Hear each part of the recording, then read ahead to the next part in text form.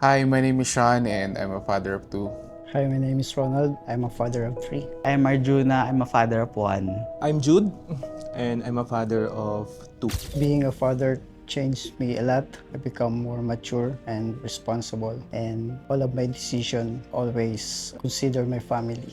It has changed me to become more mature as a grown man and making me feel more happy to understand how they think as a kid, giving them the opportunity to learn that I didn't learn. To be honest, hindi ko sure kung ano yung nabago sa akin. Pero tingin ko mas naging patient ako sa sarili ko. Sa anak ko hindi eh.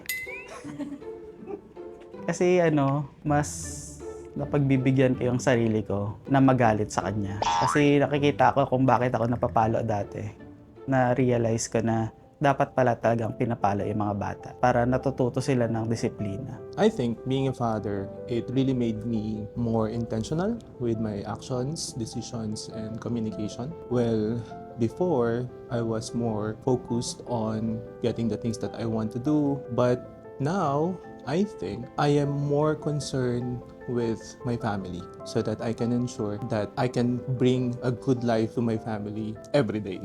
What I want them to remember as me, as their dad, is yung mga naturo sa kanila. How they respect people, how they respect their parents, especially their mom. Siyempre, gusto ko maalala nila ako kapag yung kung ano yung natutunan nila is what they learned from me, is what I want them to remember. I am the person who always love them, takes care of them, and ako yung taong taga-ubos ng kanilang leftovers. Even yung last slice ng pizza na para sana sa akin ay bibigay ko pa sa kanila. That's because for me, as a father, their happiness is my priority. I would like for my daughter to remember me as kind, as playful, as I remember my father was with me. Gusto ko rin na maalala niya na laging nandoon yung presence ko sa important days niya tulad nung mag-graduate siya. I hope my kids remember me as someone who is present, someone who is always there for them, someone that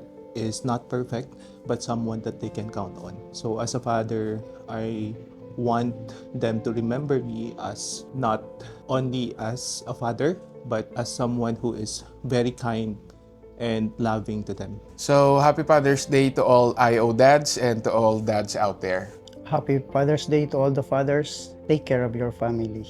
Happy Father's Day to all fathers. Happy Father's Day to all fathers in the world. So this is our day. We have to remember that we are special.